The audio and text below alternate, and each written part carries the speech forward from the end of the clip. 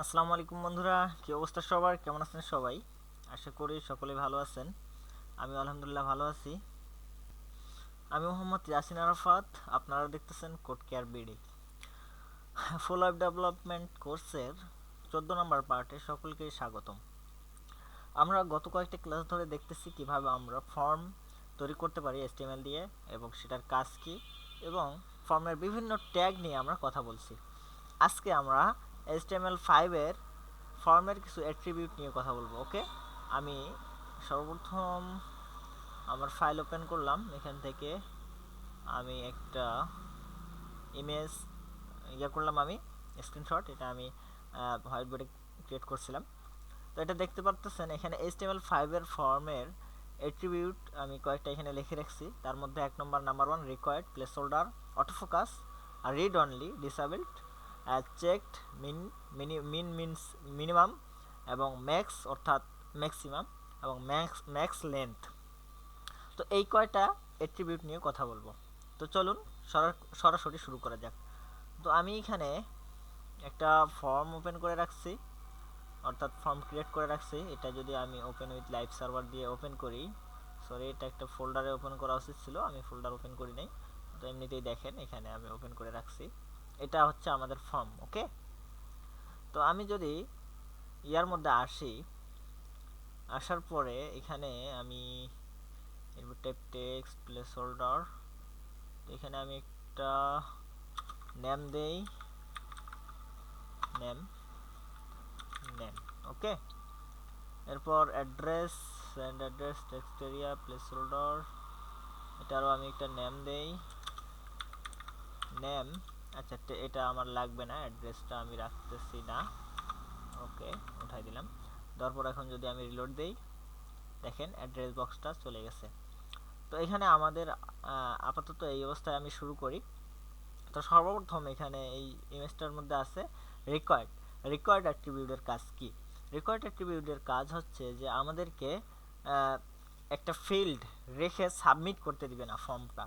তো এটাকে যদি আমরা দেখতে চাই, এখানে যদি আমি এই ফর্মটাতে যাই, এখন যদি আমি সাবমিট করি, সেন্ডে ক্লিক করি, দেখেন এখানে এটা কিন্তু সেন্ড হয়ে গেছে। নেম মানে সেন্ড হয়ে গেছে, এটা আমাদেরকে আটকায় দেয়নি। এখানে দেখেন নেমের ভ্যালু কিছু নেই, ফাঁকা রেখে সেন্ড করতে পারছি আর কি। তো এই সমস্ত জিনিসগুলোর থেকে বাঁচার জন্য আমরা রিকোয়ার্ড ব্যবহার করব আর কি। তো রিকোয়ার্ডে যদি আমি এখানে রিকোয়ার্ড দিয়ে দেই, শুধুমাত্র রিকোয়ার্ড এতটুকু লেখা রেখে দিলেই হবে। এটা খালি রাখবেন, ব্ল্যাঙ্ক রাখবেন। ব্ল্যাঙ্ক থাকলেও কাজ করবে। ব্ল্যাঙ্ক থাকলে ব্রাউজার আমাদের বুঝতে পারবে যে এটা সাবমিট না করে সামনে যাইতে পারবে না। এখন যদি আপনি সেন্ড দেন, দেখেন এখানে লিখতেছে please fill out this field. Okay, এটা পূরণ না করে আপনাকে সামনে যেতে দিবে না। তো এখানে যদি আমি এখন কিছু লিখে দেই, আরাফাত লিখে দেওয়ার পর যদি আমি এখন সেন্ডে ক্লিক করি, দেখেন এই যে উপরে আসছে নেম আরাফাত চলে আসছে এখানে, সেই সাথে এখানে আমাদের ফর্মটা কিন্তু সাবমিট হয়ে গেল। তো এটা হচ্ছে রিকোয়ার্ডের কাজ। রিকোয়ার্ড যদি আমরা করে দিই, তাহলে সেটাকে ফিল আপ না করে সামনে যেতে পারবে না। এখানে যদি আমরা আরেকটাতে রিকোয়ার্ড করে দেই, এখানে যদি আমরা রিকোয়ার্ড করে দেই gender male female others, sorry এগুলো সবগুলাতে না, এটাতে ইনপুট টাইপ চেক বক্স। আচ্ছা, এটা যদি আমি রিকোয়ার্ড করে দেই, তাহলে দেখা যাক কীরকম হয়। এখানে আসেন, এখন যদি আপনি সাবমিট সেন্ডে ক্লিক করেন, এখানে নাম দেন আরাফাত এবং সেন্ডে ক্লিক করেন, সেন্ড হচ্ছে। এগুলোতে রিকোয়ার্ড কাজ করবে না। ওকে, আপনার টেক্সট টাইপের ইয়াতে রিকোয়ার্ড দিতে হবে।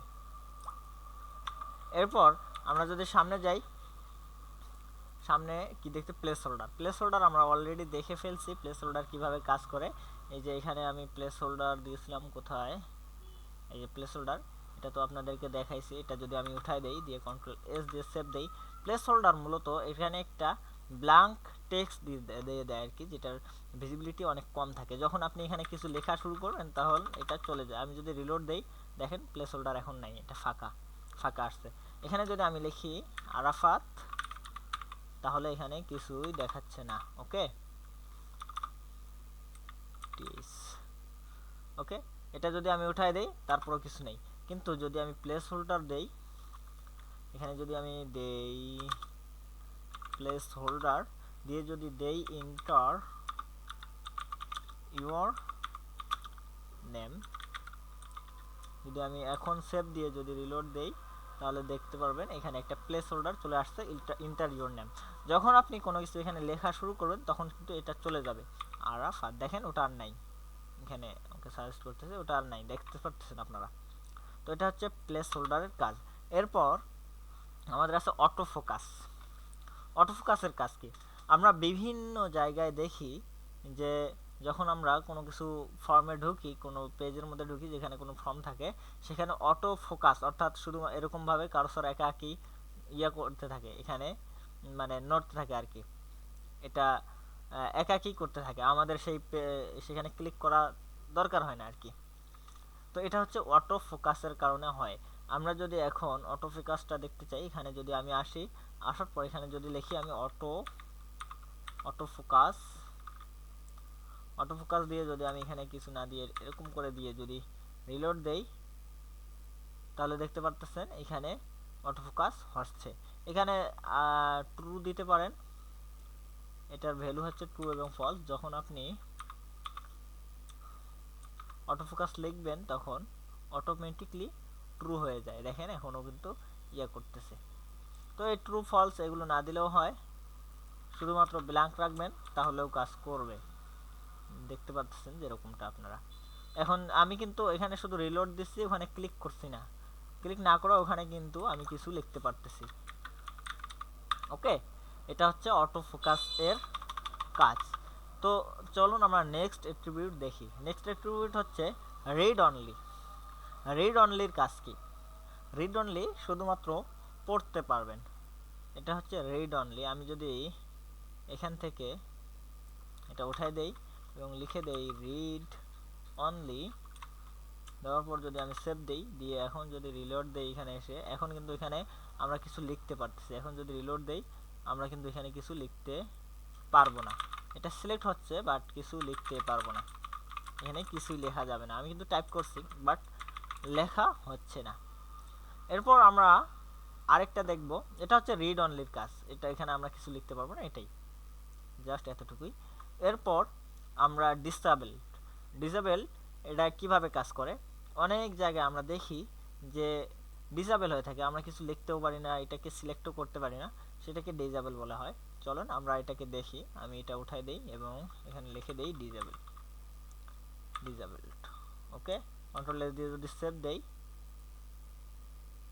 রিলোড দেন, দেখেন এটা ডিসেবল হয়ে গেছে।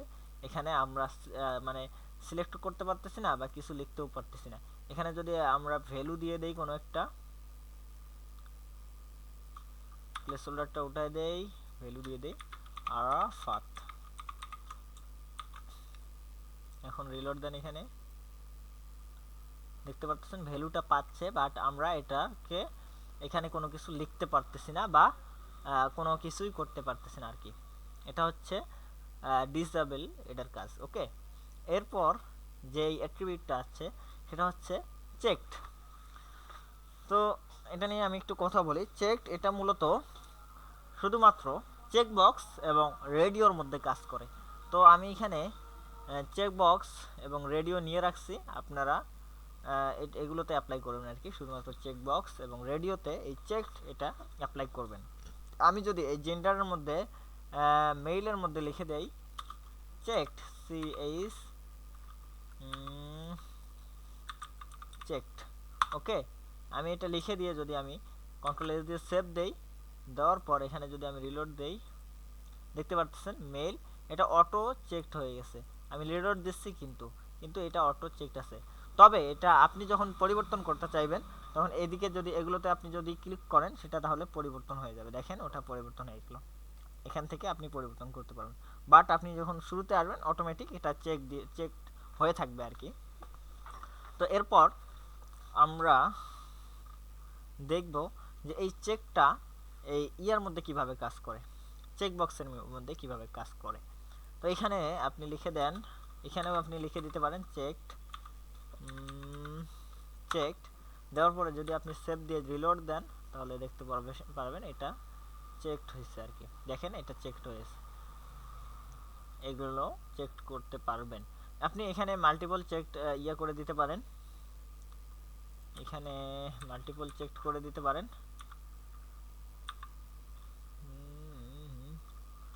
চেকড, ওকে।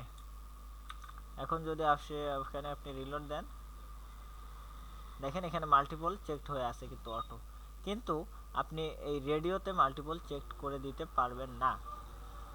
এইখানে আমি যদি লিখে দেই চেকড, CHECKD চেকড, এখন যদি আমি দুইটা চেকড লিখে দিই, এখানে যদি আপনি রিলোড দেই, তাহলে দেখেন লাস্টের মধ্যে এটা কি করে, ব্রাউজার দেখে যে শেষের মধ্যে কোনটা করতেছে, কাজ করতেছে, শেষের মধ্যে যে কোডটা পায় সেই কোডটাকে ব্রাউজার ধরে রান করে দেয়। সুতরাং উপরেরটা বাদ দিয়ে দেয়। যদি আমি আদারে করে দেই, চেক লিখে দেই, তারপরও দেখবেন সেটা কাজ করবে না, ওকে। নিচেরটাতে চলে আসবে, উপরেরটা এখন ফিমেল আছে, যদি আমি রিলোড দিই আদারে চলে আসবে, দেখেন আদারে চলে আসছে। এখান থেকে যদি আমি এটা উঠাই দেই, তাহলে দেখেন আবার ফিমেলে চলে যাবে, ওকে। এই হলো অবস্থা, মানে সর্বশেষ যে কোডটা পারবে ব্রাউজার সেটাকে HTML থেকে ব্রাউজার লোড করাই দিবে, ওকে। আমি এটা উঠাই দেই। এই হলো চেকডের কাজ। এরপর আমরা যেটা দেখব সেটা হচ্ছে মিনিমাম এবং ম্যাক্সিমাম, ওকে। আমি মিনিমাম এবং ম্যাক্সিমাম এই ভ্যালুটা, এই অ্যাট্রিবিউটটা শুধুমাত্র নাম্বার এবং রেঞ্জের মধ্যে কাজ করবে, ওকে। তো চলুন আমি এখানে একটা বিআরের নিচে ইনপুট টাইপ নাম্বার নিলাম, এটার নিচে বিআর দিয়ে দেই আমি, বিআর আমি সেভ দিলাম। দেওয়ার পর এখন যদি আমি রিলোড দেই, দেখেন একটা নাম্বার, আমি তার শুরুতে নাম্বার লিখে দেই, NUMBER, ওকে, নাম্বার। এটা সেভ দিলাম, দিয়ে যদি আমি রিলোড এখানে করি, দেখেন একটা নাম্বার চলে আসছে, এবং এটার মধ্যে আপনি এভাবে বাড়াতে পারবেন, কমাতে পারবেন। এখন আমি যদি এখানে মিনিমাম এবং ম্যাক্সিমাম ভ্যালু সেট করে দেই, এখানে যদি আসি আমি মিনিমাম দেই আমি 5 এবং ম্যাক্সিমাম আমি দিব, আচ্ছা আমি শুধু মিনিমামটা আগে দেখাই, এরপর আমি ম্যাক্সিমামটা দেখাচ্ছি।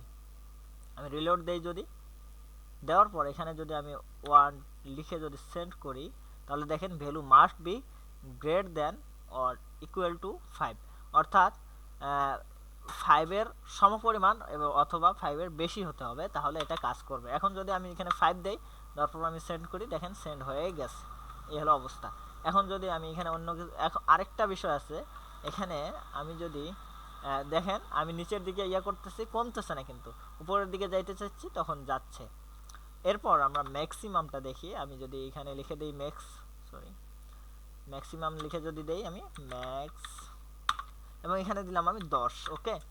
অর্থাৎ এখন এটা 10-এর উপরে যাইতে পারবে না। এখন যদি আমি রিলোড দেই, দেওয়ার পর আমি লিখি, দেখেন 10-এর উপরে যাচ্ছে না, কিন্তু আমি যদি 10-এর উপরে দিয়েও দেই, অর্থাৎ 15 দিলাম আমি, দেওয়ার পর এখন যদি আমি সেন্ড করি, তাহলে দেখেন value must be less than or equal to 10, অর্থাৎ 10-এর সমপরিমাণ হতে হবে অথবা 10-এর নিচে চলে আসতে হবে।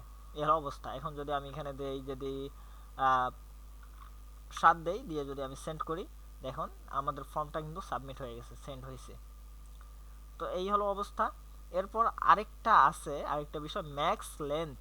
এখানে আমি এই বিষয়টা, অর্থাৎ মিনিমাম ম্যাক্সিমাম, এটা রেঞ্জ স্পিকারের মধ্যেও আমি দেখাই দিই কিভাবে কাজ করবে। আমি যদি এখানে নেই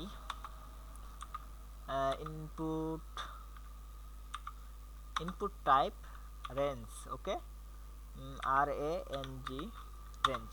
এখানে ইনপুট টাইপ রেঞ্জ দিলাম আমি, আর এখানে আমি দিলাম RANGE রেঞ্জ। দেওয়ার পর আমি এখানে বিআর দিয়ে দিই, ওই দুইটা বিআর। আমি এখন সেভ দিলাম, দেওয়ার পর এখানে রিলোড দেই, দেখেন এটা বাই ডিফল্ট 50% ধরে থাকে, এবং এটা বাই ডিফল্ট 100% হয়ে থাকে, এবং 50%-এর মধ্যে এটা থাকে আর কি, বাই ডিফল্ট ভ্যালুটা থেকে যায়। তো এখানে যদি আপনি দেন, এটা হচ্ছে আমাদের এটা এখানে যদি আমি দেই ম্যাক্সিমাম, মিনিমাম আগে দেই, মিনিমাম হচ্ছে দিলাম 1 এবং ম্যাক্সিমাম দেই ম্যাক্সিমাম কন্ট্রোল জেড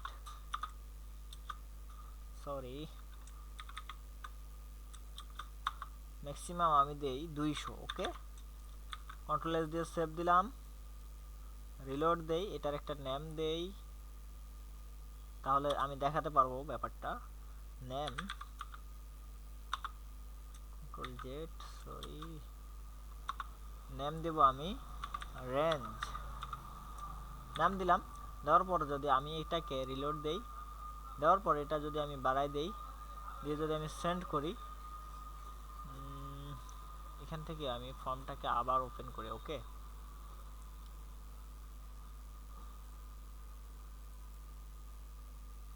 এখানে দেখতে পারতেছেন ফর্মটা আমি এখানে যদি আমি বাড়াই দিই, দিয়ে যদি আমি সেন্ড করি, দেখেন জেন্ডার, স্কিল, এইচটিএমএল,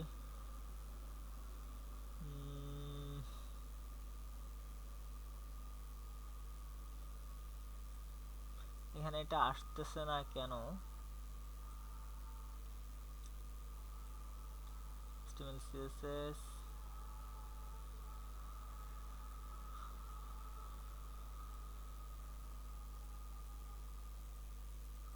যাই হোক, এটা কোনো কারণে এখানে আসতেছে না। আমি যদি এখানে ভ্যালুটা সেট করে দেই 50, ভ্যালু যদি আমি দেই 50 দিয়ে যদি আমি সেভ দিয়ে যদি এখন রিলোড দেই, দেখেন এটা 50 অর্থাৎ 200 মধ্যে থেকে 50 তার ভ্যালু, সে 50% বললে ভুল হবে, 50-র মধ্যে আছে সে আর কি। আমি যদি এখানে দেই 100, ভ্যালু যদি আমি এখানে দেই 100, দেখেন এখন মাঝখানে চলে যাবে, অর্থাৎ 200-র মধ্যে সে 100 নিয়ে নেবে আর কি। দেখেন মাঝখানে চলে আসছে। যদি 175 দিয়ে দেই, এখানে 70 দিলাম আমি, 170, এখন যদি রিলোড দিই দেখেন সে 170 ধরে নিছে আর কি। এটা হচ্ছে মিনিমাম এবং ম্যাক্সিমাম অ্যাট্রিবিউটের কাজ। এরপর আরেকটা আছে ম্যাক্স লেন্থ, অর্থাৎ এখানে যে আমি এটাকে ভিজিবল করে দেই, ইনপুট টাইপ নেম এটাকে আমি ডিসেবল থেকে ভিজিবল করে দিলাম, দিয়ে যদি আমি এখানে রিলোড দেই, দেখেন এটা ডিফল্ট ভ্যালু আছে আরাফাত, এটাকেও আমি উঠাই দেই, ভ্যালুটাকে উঠাই দেই এবং এখানে লিখে দেই আমি প্লেস হোল্ডার দেব আমি ইন্টার ইউর নেম। আর যদি আমি এখানে এরপর লিখে দেই ম্যাক্স লেন্থ, এখানে আমি মিনিমাম ম্যাক্সিমাম ইয়া করতে পারবো। আচ্ছা, ম্যাক্স লেন্থ লিখে দেই, দেওয়ার পর এখানে যদি আমি যাই 10, আমি এখন 10টার উপরে এখানে ক্যারেক্টার 10টার উপরে ইয়া লিখতে পারবো না, লেটার দিতে পারবো না। ওকে, আমি 1 2 3 4 5 6 7 8 9 0, এরপর কিন্তু আর নিচ্ছে না, আমি কিন্তু টাইপ করতেছি। যদি 0 এগুলো উঠে দেই 10টার বেশি কিন্তু নেবে না, যেহেতু আমরা ম্যাক্স লেন্থ 10 করে দিছি। ওকে, এখানে মিনিমাম লেন্থ এটা কাজ করবে কিনা জানি না, আমি একটু দিয়ে দেখি মিন লেন্থ। আচ্ছা, মিনিমাম লেন্থও সেট করে দেওয়া যাবে। এখানে যদি আমি দেই 5, তাহলে 5-এর নিচে 5-এর উপরে দিতে হবে এবং 10-এর নিচে দিতে হবে। ওকে, আমি যদি এখানে দেই 1 2 3 4 দিয়ে যদি আমি সেন্ড করি, দেখেন please lane this text to 5 character or more, অর্থাৎ 5-এর বেশি দিতে হবে। ওকে, আমি যদি দেই এখানে 5-এর বেশি দিয়ে এখন যদি সেন্ড করি, দেখেন সেন্ড হয়ে গেছে। ওকে, আচ্ছা তাহলে আমাদের আজকের টপিক ছিল এগুলোই। আপনারা এগুলো আরও ব্যবহার করে দেখবেন কোথায় কোথায় ব্যবহার করা যায়। আমি জাস্ট দেখালাম আপনাদেরকে, আপনারা এগুলো মনে রাখবেন আর কি, বিশেষ করে প্র্যাকটিস করবেন অবশ্যই, মাস্ট বি। আর যদি ভালো লাগে থাকে অবশ্যই আমাদের চ্যানেলটাকে সাবস্ক্রাইব করবেন, পাশে থাকা বেল আইকনটিতে অবশ্যই অন করে রাখবেন এবং লাইক কমেন্ট করে পাশে থাকবেন ইনশাল্লাহ। তো সকলে ভালো থাকবেন, সুস্থ থাকবেন। আসসালামু আলাইকুম রহমতুল্লাহ।